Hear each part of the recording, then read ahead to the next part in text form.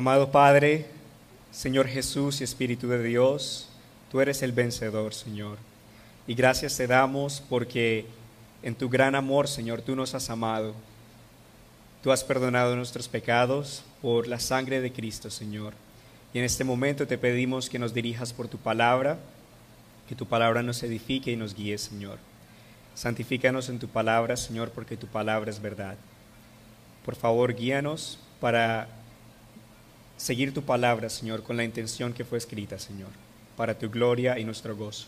En el nombre de Jesús, amén. Gracias a todos por estar aquí y como sabemos, hemos estudiado la Biblia de forma panorámica, entendiendo el plan de Dios para la humanidad, cómo Él ha revelado su plan de salvación desde el Génesis hasta el Apocalipsis. Y la semana pasada, en las 2 semanas anteriores, hemos estudiado los libros de Primera y Segunda de Reyes. Y veíamos que en el tiempo de Salomón, el hijo de David y sucesor de David como rey de Israel, el reino de Israel prosperó mucho, creció mucho. Veíamos que Salomón creó un templo grande para Dios. Pero también vimos que tristemente por la desobediencia de Salomón, por apartarse tras dioses ajenos, Dios dividió el reino de Israel en dos: el reino del norte y el reino del sur.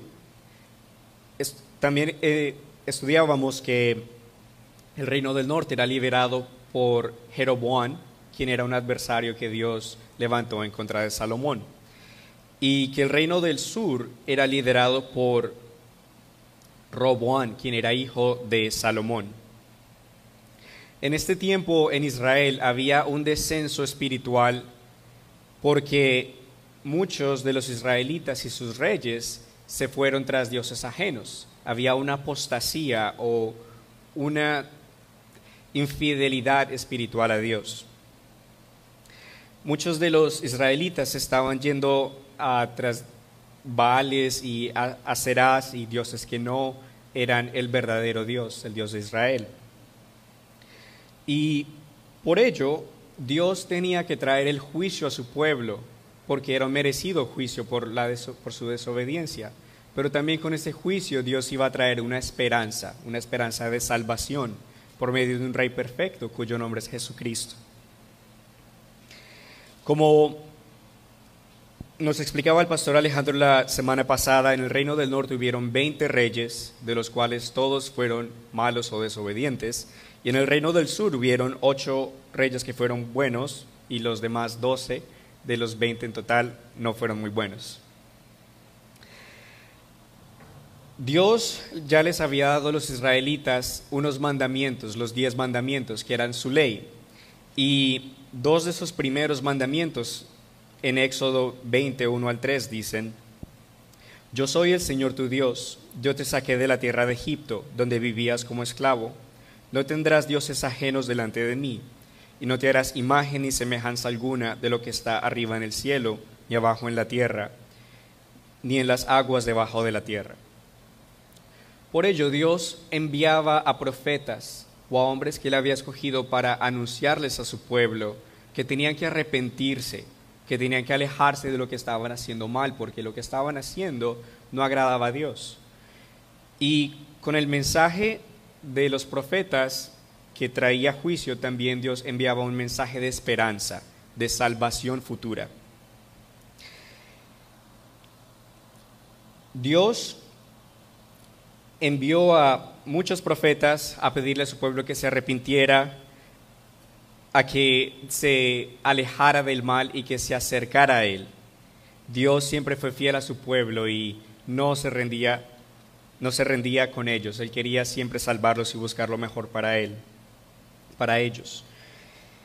Hoy vamos a hacer un enfoque en los años 792 a 740 antes de Cristo, en el tiempo del rey Jeroboam II en Israel, en el reino del norte, y en el tiempo de los reyes Usías, Jotán, Ahaz y Ezequías en el reino del sur. Nos vamos a enfocar en este tiempo antes del exilio de Samaria, antes de que los asirios sitiaran la ciudad de Samaria en Israel y la destruyeran en el año 722 a.C.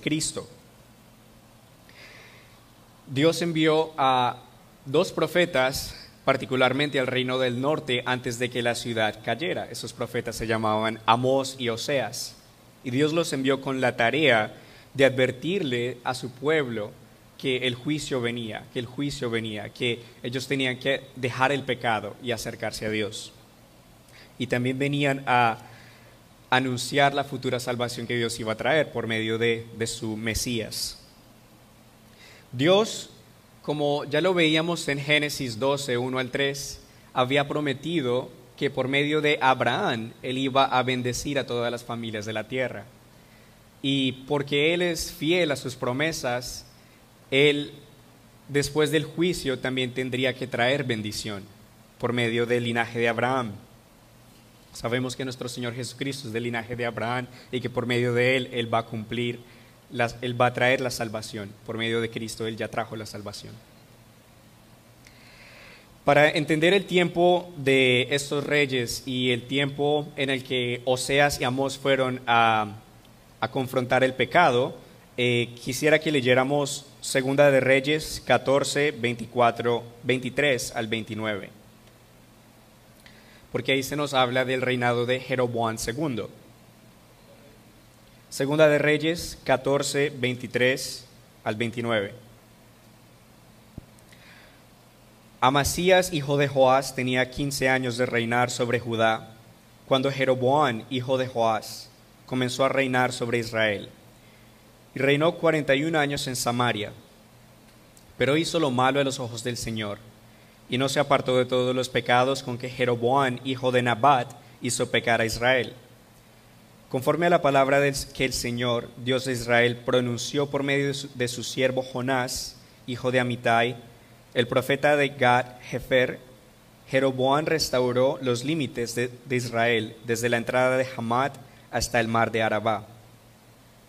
Y es que el Señor vio que Israel sufría una amarga aflicción y que no había siervo ni libre ni nadie que ayudara a Israel. Además, el Señor había determinado borrar de este mundo el nombre de Israel. Además, el Señor no había determinado borrar de este mundo el nombre de Israel. Por eso los salvó por medio de Jeroboam, hijo de Joás. Los demás hechos de Jeroboam y todas sus obras y hazañas y todas las batallas que libró y cómo restituyó Damasco y Hamat, que habían pertenecido a Judá al dominio de Israel, todo eso se halla registrado en el libro de las crónicas de los reyes de Israel. Cuando Jeroboam se reunió con sus antepasados, los reyes de Israel, en su lugar reinó su hijo Zacarías. Este era un tiempo en el que Israel como una nación era próspero. Asiria y Egipto y otras naciones que eran enemigos de Israel se habían debilitado, lo que permitía que Israel pudiera expandirse. Y el territorio que tenía Israel se expandió hasta más allá del territorio del tiempo del rey David. En este momento Israel tenía muchas bendiciones materiales, pero esta expansión llevó a una degeneración religiosa y moral y social de los israelitas. Es a este tiempo al que Amós viene a profetizar. Él viene al reino de Israel, a Jeroboam II, y va a confrontar los pecados del pueblo. Y las palabras de Amós son palabras fuertes, son muchas palabras de juicio, pero también Dios va a mostrar a su pueblo que Él va a estar con ellos, que a pesar de que ellos pequen y caigan, que Dios es fiel y no los va a dejar solos, que Dios como un buen padre va a disciplinar a sus hijos, pero no los va a abandonar. También vamos a leer el libro de Amós y también vamos a leer el libro de Oseas, que fue un profeta que profetizó al reino del norte más adelante después de Amós. Y vamos a ver en Oseas una parábola del amor de Dios por su pueblo infiel. Pero primero vamos a enfocarnos en el libro de Amós porque fue el primer profeta que profetizó a Israel. El libro de Amós tiene una introducción que comienza con una visión del profeta y oráculos o palabras de Dios en contra de las demás naciones, sermones en contra de Israel, visiones de juicio y también promesas de esperanza. El libro de Amós comienza con estas palabras. En Amós capítulo 1, versículo 1 al 2 dice: estas son las palabras de Amós, que era un pastor de Tecoa. Tuvo una visión acerca de Israel durante los reinados de Usías en Judá y de Jeroboam, hijo de Joás, en Israel. Esto sucedió 2 años antes del terremoto. Amós dijo: desde Sión el Señor lanza un rugido, desde Jerusalén deja oír su voz. Los campos de los pastores se marchitan y la cumbre del Carmelo se queda seca. Amós tenía como trabajo llevar las palabras de Dios, que eran como el rugido de un león. Dios venía a advertirle a su pueblo que un juicio venía. Y él decía que este juicio iba a venir sobre el monte Carmelo. El monte Carmelo era un monte donde se hacía adoración al dios Baal, que era el dios cananeo de la fertilidad y la lluvia. También se menciona un terremoto que fue conocido en la antigüedad, pues también se menciona en el libro de Zacarías. Más adelante, en los versículo 3 del capítulo 1 en adelante, en el capítulo 2, Dios comienza a decir oráculos contra las naciones. Él pronuncia su juicio en contra de Damasco, Gaza, Tiro, Edom, Amón, Moab y Judá, o naciones que estaban alrededor de Israel, y les está exponiendo sus pecados, comenzando con una frase que es: por 3 pecados y por el 4º no revocaré su castigo. Dios estaba enfocándose en la gravedad y la cantidad de sus pecados. Estas naciones Dios las estaba juzgando por pecados como hacerse violencia unos con otros, llevarse cautivos, hacer violencia hasta las mujeres embarazadas. Y a Judá Dios también le reprendía por abandonar su ley y seguir a dioses falsos. Todas estas acciones Dios las describe como que traerían el justo castigo de Dios.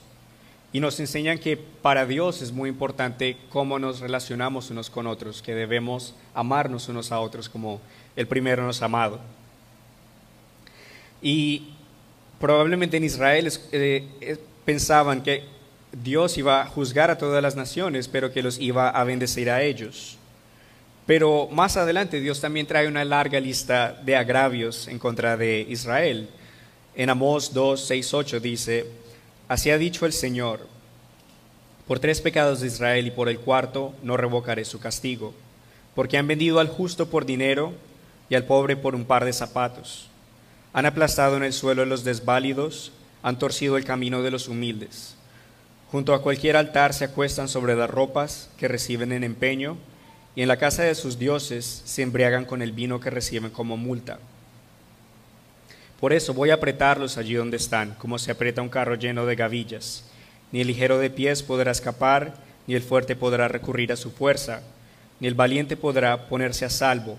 Tampoco podrán resistir los arqueros, ni escaparán los que más veloces corran, ni se salvarán los que tengan caballos.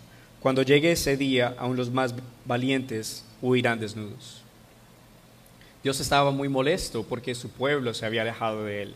Dios había hecho grandes obras por ellos, los había sacado de Egipto, les había dado la tierra prometida, los había sanado de enfermedades. Cuando las serpientes los picaron, Dios los sanó. Dios había hecho grandes cosas por ellos, pero ellos se habían desviado de Dios. Y por eso Dios les advertía que vendría un juicio. Y más adelante, Dios, entre los capítulos 3 al 6, vemos una serie de sermones de Dios hacia Israel. Probablemente estos no fueron versículos escritos uno por uno, sino que fueron escritos en un periodo de tiempo. Por ejemplo, en el capítulo 3 de Amós, versículos 1 al 2, dice: hijos de Israel, esta es la palabra que el Señor ha pronunciado contra ustedes, toda la familia que él sacó de la tierra de Egipto. Escuchen bien, solo a ustedes los he elegido de entre todas las familias de la tierra, Por tanto, yo los castigaré por todas sus maldades. Israel como nación tenía el gran privilegio de ser escogidos como el pueblo de Dios para representar a Dios al mundo. Pero ellos no pudieron llevar a cabo esa gran tarea. Un gran privilegio como este también incurría un gran castigo. En el capítulo 3, versículos 9 al 15, Amos produce la destrucción de Samaria. Proclamen en los palacios de Asdod y en los palacios de Egipto y digan: reúnanse sobre los montes de Samaria y vean cuánta opresión y violencia se comete en esa ciudad. No saben hacer lo recto, en sus palacios atesoran el fruto de su rapiña. Por lo tanto, así ha dicho el Señor: de todos los rincones de la tierra vendrá un enemigo, y derribará tu fortaleza y saqueará tus palacios. Así ha dicho el Señor: los hijos de Israel que en Samaria se entronizan en el borde de una cama o en el costado de un diván, escaparán como cuando un pastor logra rescatar de las fauces del león solo 2 piernas de una oveja o la punta de una oreja. Escuchen esto y háganlo saber a la casa de Jacob. El día que yo castigue las rebeliones de Israel, derribaré también los altares de Betel. Los cuernos del altar serán tronchados y rodarán por tierra.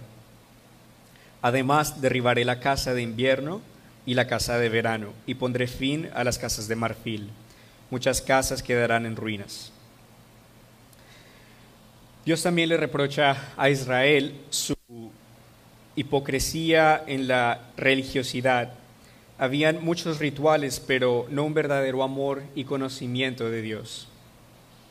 En Amós 4 al 5 dice: vayan a Betel y sigan pecando, aumenten sus rebeldías en Gilgal, traguen sus sacrificios cada mañana y sus diezmos cada 3 días. Hijos de Israel, ofrezcan sacrificios de alabanza con pan leudado, y háganlo saber, anuncien sus ofrendas voluntarias, ya que así lo quieren. Ellos estaban haciendo lo que precisamente el Señor Jesús nos dijo que no hiciéramos: no ostentar de nuestras buenas obras. En Mateo 6, 1 al 4, el Señor Jesús dijo: cuidado con hacer sus obras de justicia solo para que la gente los vea. Si lo hacen así, su Padre que está en los cielos no les dará ninguna recompensa. Cuando tú des limosna, no toques trompeta delante de ti, como lo hacen los hipócritas en las sinagogas y en las calles, para que la gente los alabe. De cierto les digo que con eso ya se han ganado su recompensa. Pero cuando tú des limosna, asegúrate de que tu mano izquierda no sepa lo que hace tu derecha. Así tu limosna será en secreto, y tu Padre que ve en lo secreto te recompensará en público. Dios quería de su pueblo misericordia, amor por Dios y amor por el prójimo, pero eso no es lo que Dios estaba encontrando en su pueblo. Dios también quiere de nosotros que nos amemos unos a otros, que tengamos compasión unos por otros y que no seamos gente que aparentemos ser algo, pero que en realidad de todo corazón amemos a Dios.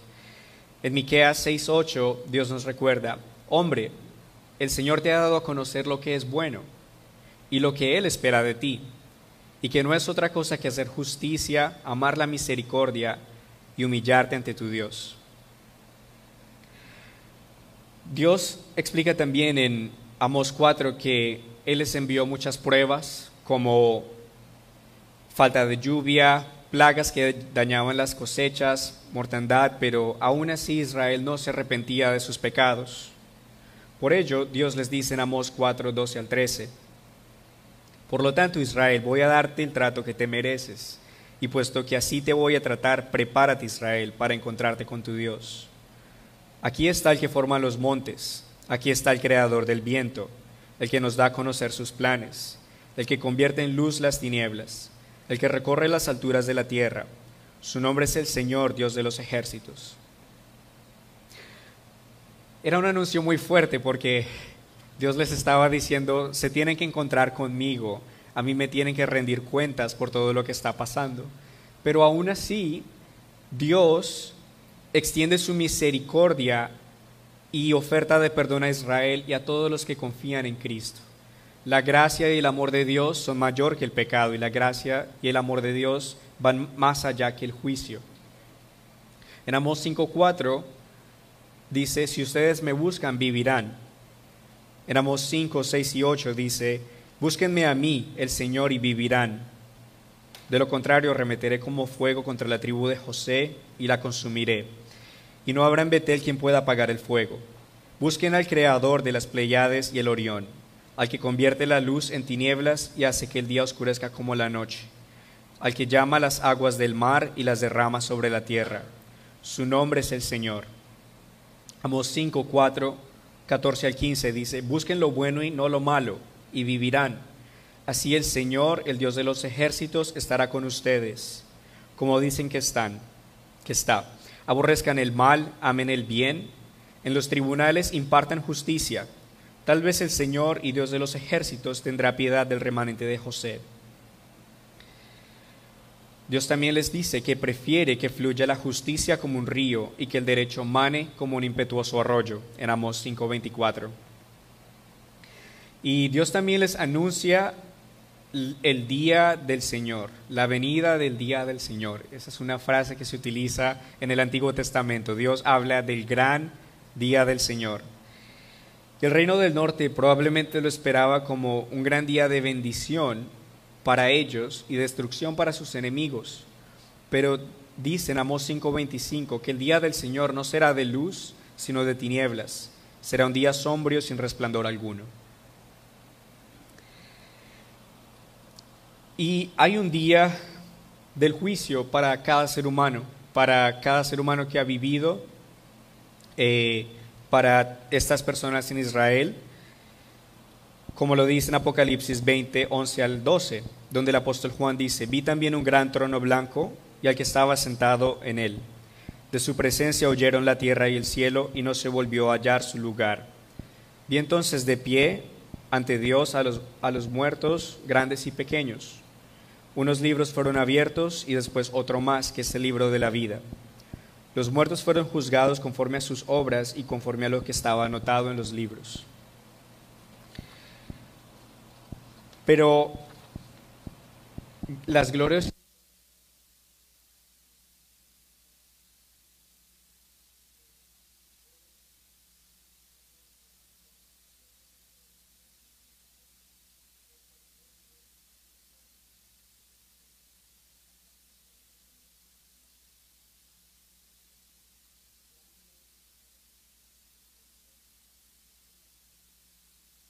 ahora de Dios.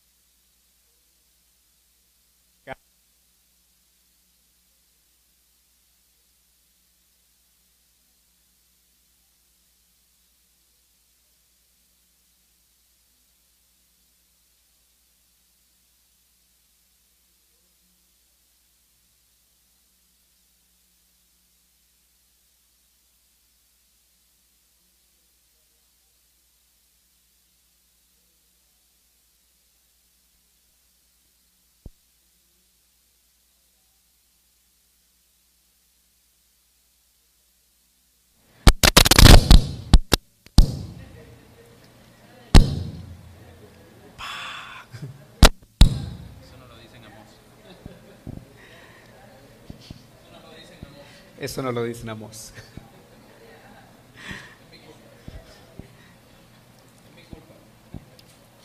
En Amós 6:14 dice, pues tomen en cuenta, israelitas, que yo voy a lanzar contra ustedes una nación que los oprimirá desde la entrada de Hamat hasta el arroyo del Arabá. Toda la expansión de Israel ahora iba a ser revertida porque los asirios iban a tomar el control de Israel. Y en los capítulos 7 y 8 vemos imágenes de juicio que Dios le muestra a Amós. Dios le muestra a Amós langostas que arruinarían las cosechas, pero Amós intercede por Israel y le dice a Dios que por favor no lo haga, y Dios no envía a las langostas. También Amós ve un fuego consumidor que quemaría todo, pero Dios no lo hace, después de que Amós intercede por Israel. Y después la siguiente visión es una plomada de albañil, pero ahora Dios anunciaba que traería su juicio sobre Israel. Amós es más adelante confrontado por un sacerdote de Israel llamado Amasías, quien se quejaba en Amós capítulo 8 por que Amós estaba confrontando a Jeroboam con el pecado que había en Israel. Y se le dice que por favor se vaya, que se vaya lejos de Israel por predicar la palabra de Dios. Después de que Dios juzga a este sacerdote Amasías, Dios le da una última visión a Amós del juicio que viene, que es un cesto con fruta de verano, simbolizando que se acercaba el juicio contra Israel. En Amós 8:9 dice: cuando llegue ese día haré que el sol se ponga a mediodía. El día estará claro, pero yo cubriré de tinieblas la tierra. Cuando el Señor Jesucristo estuvo en la cruz, según Lucas 23, 44 y 45, dice que desde el mediodía y hasta las 3 de la tarde hubo tinieblas sobre toda la tierra. El sol se oscureció y el velo del templo se rasgó por la mitad. Esto significa que toda la ira de Dios en contra del pecado cayó sobre Cristo. Quiere decir que por el gran amor de Dios hacia los pecadores, todos los que ponemos nuestra fe en Jesucristo como el Hijo de Dios, como el Salvador, podemos ser perdonados, porque Cristo tomó los pecados nuestros en la cruz. En la cruz Cristo absorbió toda la ira de Dios en contra del pecado, y Dios mostró su amor en Cristo. Dios muestra su amor por nosotros en que aun cuando éramos pecadores, Cristo murió por nosotros. Cristo murió para que nosotros no tuviéramos que morir. Y porque Cristo resucitó, también Dios promete una resurrección y una vida eterna para nosotros. En Amós y en Oseas encontramos una advertencia muy importante para nuestro tiempo. En Amós 8:11 dice: vienen días en que habrá en la tierra una gran hambre, pero no de pan ni de agua, sino de oír mi palabra. Es muy importante para nuestra vida espiritual poder nutrirnos con la palabra de Dios, porque la palabra de Dios nos da vida. Y si ustedes recuerdan, el Señor Jesús dijo en Mateo 4:4, cuando Él estaba siendo tentado: no solamente de pan vivirá el hombre, sino de toda palabra que viene de Dios. Por lo tanto, en la palabra de Dios encontramos el pan de vida, que es Jesucristo. Yo sé que estas palabras son muy fuertes y que son una profecía de juicio que Dios traía a su pueblo, pero también en medio de ello, también Dios traía una esperanza. Dios es bueno y para siempre su misericordia, y Dios nunca va a abandonar a su pueblo. Dios ama a su pueblo y a pesar de que lo discipline, a pesar de que lo instruya, Él siempre va a traer una esperanza. Al final de Amós, capítulo 9, versículos 11 al 15, Dios muestra esa esperanza para su pueblo.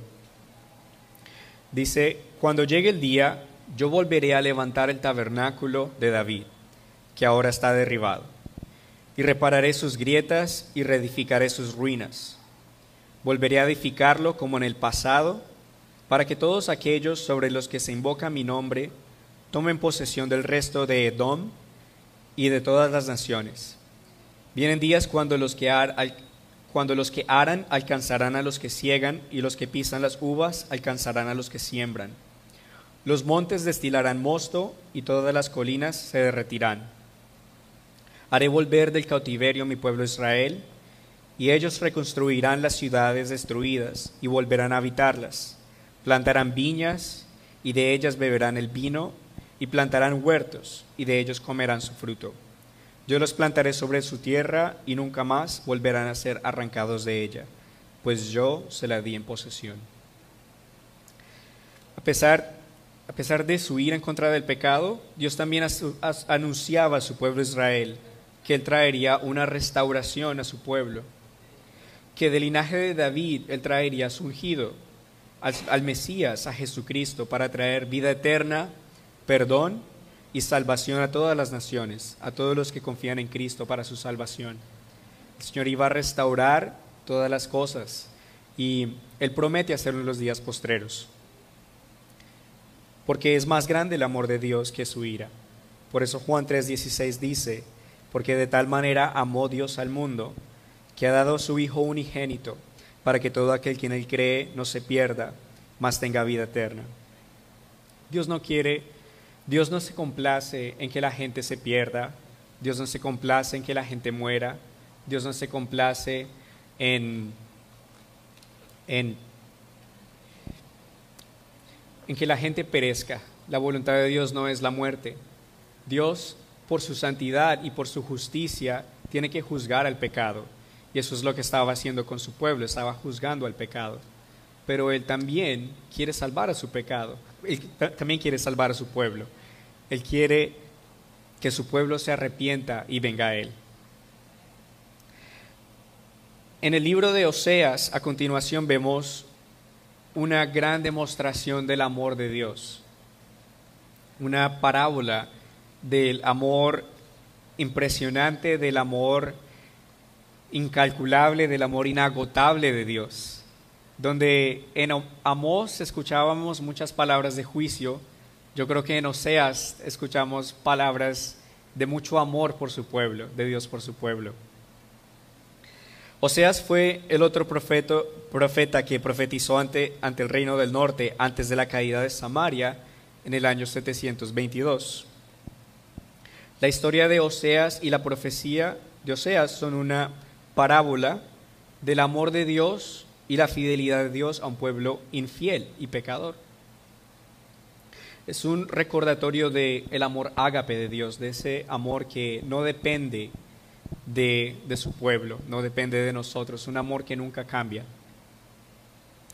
Es el amor de Cristo a su iglesia. El libro de Oseas tiene dos divisiones, tiene 14 capítulos. Los primeros 3 capítulos se tratan de la vida de Oseas y Gomer, su esposa. En los siguientes 11 capítulos se tratan de la relación entre Dios y su pueblo. Y la vida de Oseas y de Gomer sirven como una ilustración o como un ejemplo del amor de Dios hacia su pueblo. La profecía de Oseas comienza de esta forma, en Oseas 1, 2 al 11. La palabra del Señor vino a Oseas por primera vez y le dijo: ve y toma por mujer a una prostituta y ten hijos con ella, porque la tierra se ha prostituido, se ha apartado del Señor. Oseas fue y tomó por mujer a Gomer, hija de Diblaim, la cual concibió y le dio a luz un hijo. Entonces el Señor le dijo: ponle por nombre Jezreel, porque dentro de poco voy a castigar la casa de Jehú por causa de los asesinatos cometidos en Jezreel. Voy a ponerle fin al reinado de la casa de Israel. Cuando llegue el día, haré pedazos el arco de Israel en el valle de Jezreel. Gomer volvió a concebir y dio a luz una hija.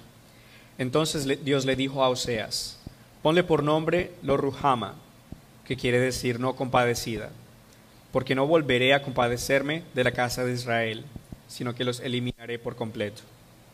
Sin embargo, tendré misericordia de la casa de Judá y los salvaré, pero no lo haré por medio de arcos, ni espadas, ni por medio de combates con caballos y jinetes, sino por medio del Señor su Dios.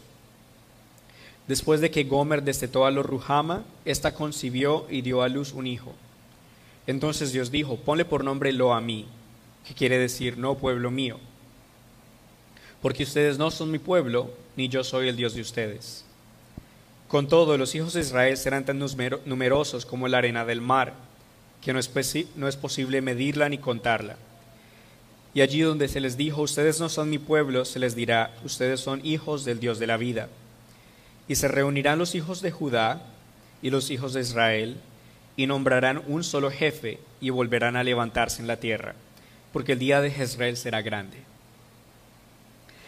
Este mandamiento para Oseas era algo muy difícil, porque él tenía que casarse con una prostituta, sabiendo que aquella mujer le iba a ser infiel, y tenía que tener hijos con ella. No es nada lógico para una persona querer buscar algo que probablemente le va a causar dolor. Pero Dios estaba utilizando esa relación entre Oseas y su esposa Gomer para mostrar de que a pesar de que su pueblo era infiel, él amaba a su pueblo y siempre iba a estar ahí con su pueblo. También vemos aquí que a pesar de que Dios está anunciando a Israel que va a haber un juicio, Él también les muestra palabras de misericordia, diciendo que tendrá misericordia de la casa de Judá y los salvará por el poder del Señor su Dios. Más adelante vemos que la esposa de Oseas, Gomer, dejó a Oseas y le fue infiel. Como dice en Oseas 2, capítulo 2, versículo 2 y 5 al 8. Oseas dice, repróchenle a su madre el hecho de no ser ella mi mujer, ni yo su marido. Díganle que deje de serme infiel, que no cometa más adulterio. Es un hecho que su madre se prostituyó. La que los dio a luz perdió la honra cuando dijo, voy a seguir a mis amantes, porque ellos me dan pan y agua, lana y lino, aceite y vino.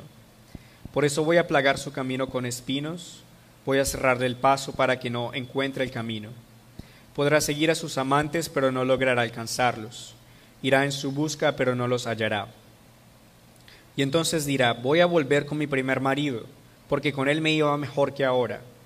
Y es que ella no ha aprendido que yo soy quien le ha dado el trigo, el vino y el aceite, que yo soy quien le ha multiplicado la plata y el oro que le ofrece a Baal. La castigaré por los días en que ofreció incienso a los Baales, cuando se adornaba con zarcillos y joyas, y se iba en pos de sus amantes y se olvidaba de mí. Pero aquí vienen unas palabras de un amor muy grande de Dios por su pueblo, donde Él dice, sin embargo, volveré a cortejarla, la llevaré al desierto y allí me ganaré su corazón. Allí le devolveré sus viñas y haré del valle de Acor una puerta de esperanza. Allí volverá a cantar como cuando era joven, como cuando salió de la tierra de Egipto. Dios quiere ganarse el corazón de su pueblo. Dios no quiere rendirse por su pueblo. Dios lucha por su pueblo. Dios es fiel a su pueblo. Y esto nos muestra que a pesar de nuestras imperfecciones, a pesar del pecado, Dios es bueno y su amor va más grande que el pecado.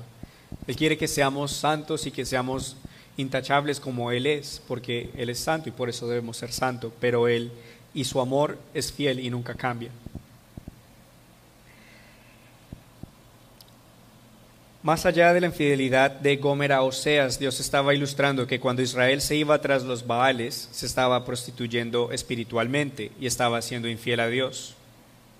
Esa infidelidad a Dios traería la disciplina y el juicio de Dios a Israel. Pero aún así, Dios se mantuvo fiel y quiso ganarse el corazón de su pueblo. Y Él lo hace así hoy en día con nosotros, con la iglesia, porque la iglesia es su pueblo. Su amor no cambia y Él es así no porque Él necesite de nadie, sino porque su amor es incomprensiblemente grande y porque es más grande que el pecado. Su amor perdona por medio de Cristo la infidelidad del pecado. Estas también son grandes palabras de amor de parte de Dios a su pueblo, aún en su infidelidad.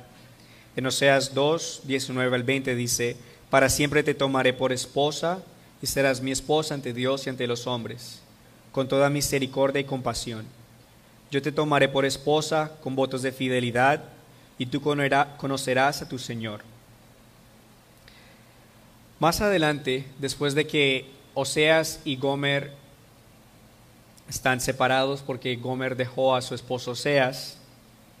Dios le manda a Oseas a ir y tomar a Gomer, a comprarla por 15 monedas de plata y 200 litros de cebada. En Oseas 3, 1 al 3 dice: Todavía el Señor volvió a decirme: Ve y ama a esa adúltera, a quien ama a su amigo como ama el Señor a los hijos de Israel, aun cuando estos solo tienen ojos para los dioses ajenos y aman las tortas de pasas. Yo la compré para mí y di por ella 15 monedas de plata y 200 litros de cebada. Y le dije: Tú serás mía durante mucho tiempo, no te prostituirás ni tendrás ningún otro hombre, tampoco yo tendré otra mujer. Al Oseas comprar a Gomer y salvarla probablemente de la esclavitud y el maltrato de sus amantes, se muestra un ejemplo de cómo Cristo compró a su iglesia por su preciosa sangre y nos salvó de la esclavitud del pecado para hacernos hijos del Dios de la vida. En Oseas 3:5 también se hace una promesa mesiánica donde Dios describe un futuro donde su pueblo le buscará y le temerá y buscarán a David su rey, quien es Cristo Jesús, el descendiente de David. Dice: Después de eso los hijos de Israel volverán al Señor su Dios y a David su rey, y en los últimos días temerán al Señor y su bondad. Como Oseas compró a Gomer por un precio, Cristo también nos compró. Él compró a su iglesia. En 1 de Pedro 1:18 se nos dice que el precio fue la preciosa sangre de Cristo. 1 de Pedro 1:18 dice: Ustedes saben que fueron rescatados de una vida sin sentido, la cual heredaron de sus padres, y que ese rescate no se pagó con cosas corruptibles como el oro y la plata, sino con la sangre preciosa de Cristo, sin mancha y sin contaminación, como la de un cordero, que ya había sido destinado desde antes de que Dios creara el mundo, pero que se manifestó en estos últimos días por amor a ustedes. Entonces, por amor a los hijos de Dios, Dios compró a sus hijos con su preciosa sangre. Los siguientes capítulos de Oseas son una explicación de la relación entre Dios y el pueblo de Israel. Oseas expone el pecado de Israel y Dios les reclama su idolatría e inmoralidad. Como veíamos en Amós, los israelitas estaban haciendo cosas que no agradaban a Dios y por eso Dios les exponía su pecado. En Oseas 5, versículos 3 al 4 y 11 dice: A Efraín lo conozco, e Israel no me es desconocido. Pero ahora resulta que Efraín se ha prostituido y que Israel se ha contaminado.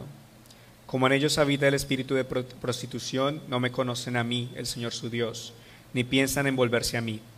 Efraín es ultrajado y quebrantado en el juicio, porque prefirió seguir a los dioses falsos.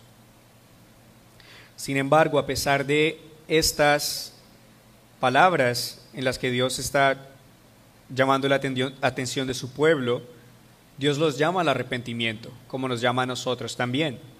En Oseas 6, 1 al 3 dice: Vengan, volvamos nuestros ojos al Señor. Ciertamente Él nos arrebató, pero nos sanará.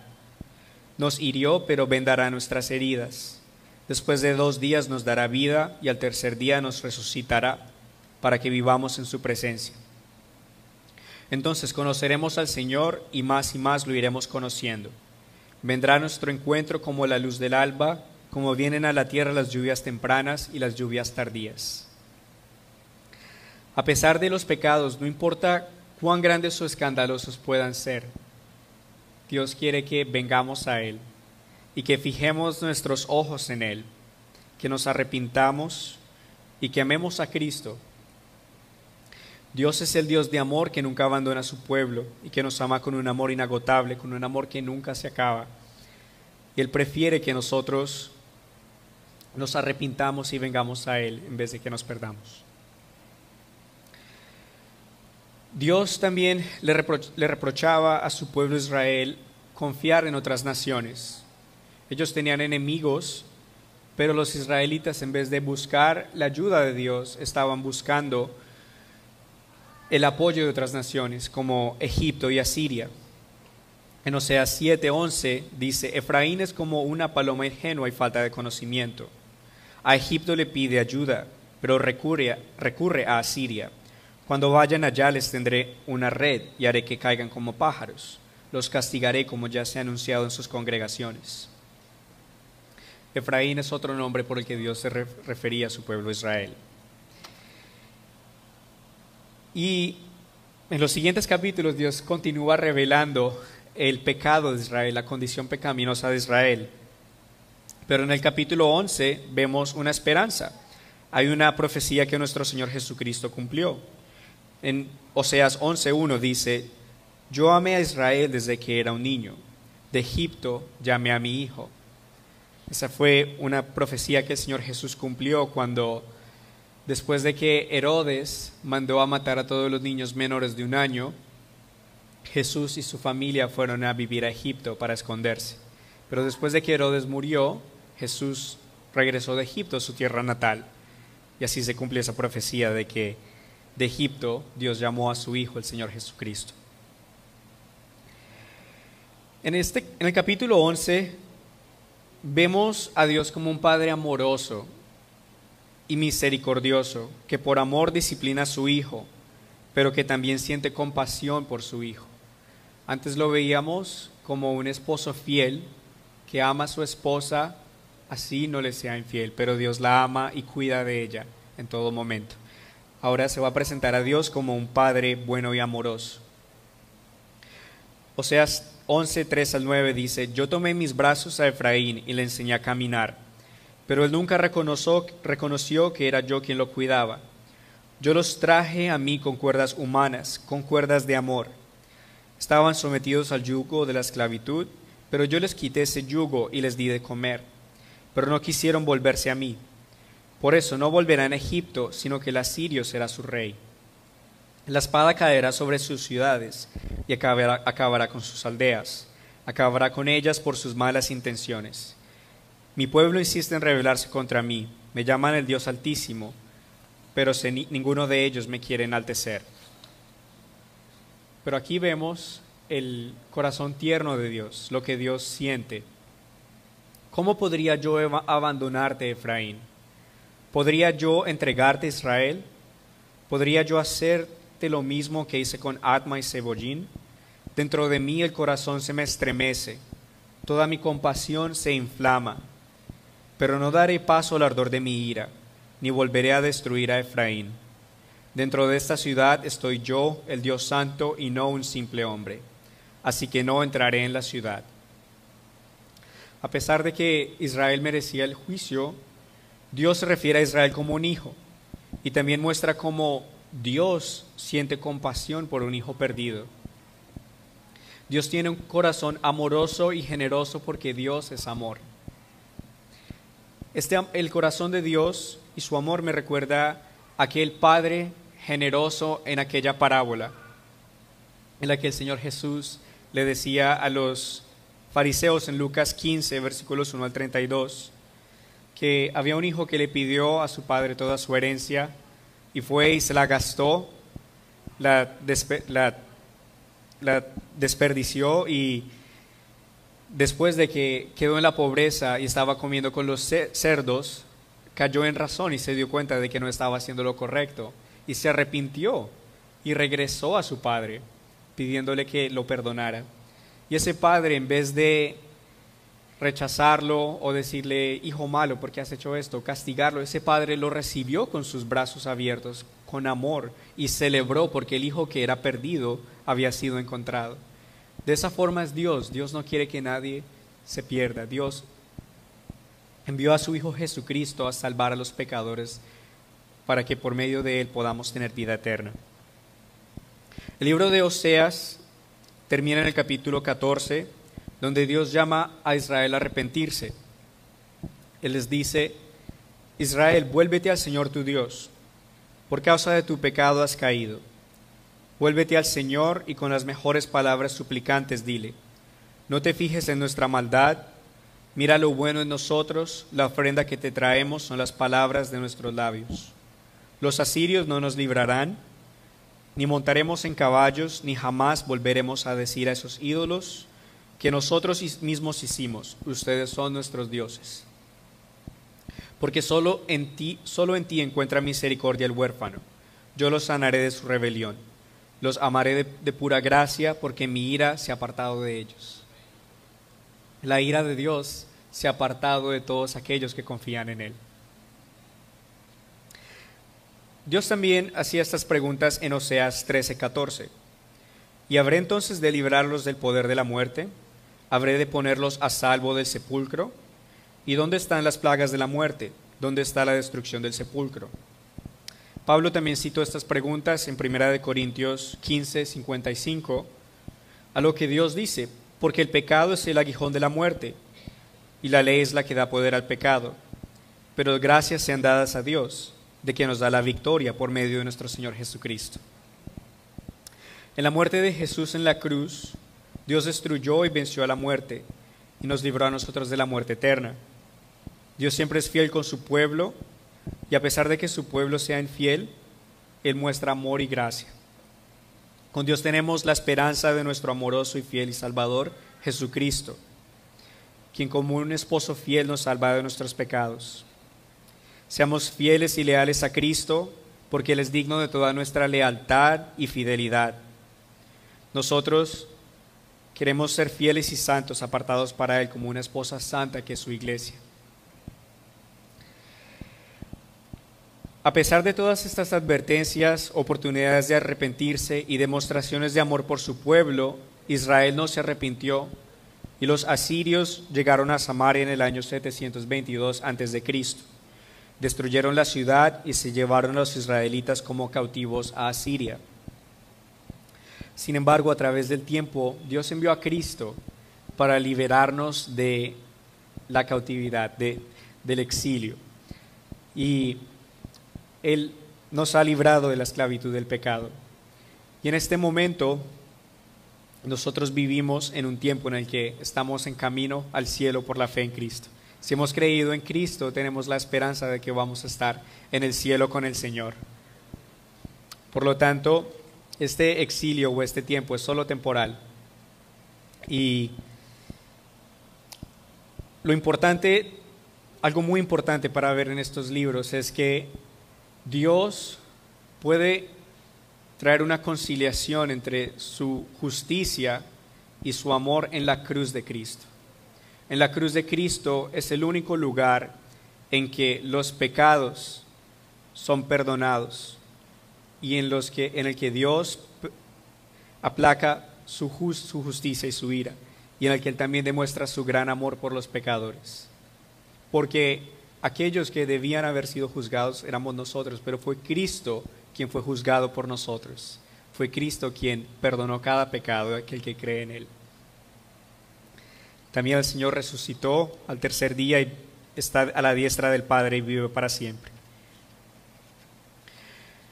De estos libros proféticos podemos entender para nuestras vidas que Dios quiere que creamos en Jesucristo, el Hijo de Dios, para nuestra salvación, y que nos arrepintamos de nuestros pecados, que busquemos al Señor a diario por su palabra y continuemos amándonos unos a otros.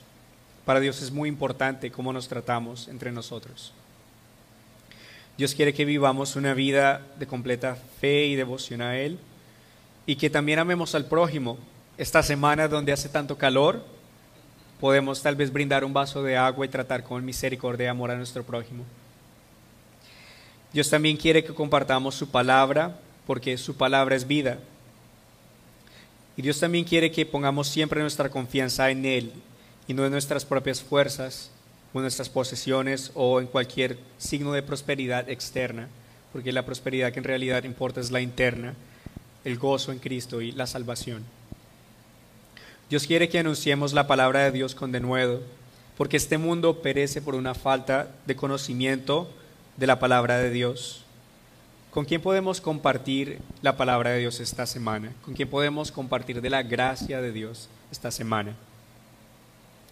Dios quiere que seamos fieles a Él como Él es fiel a nosotros.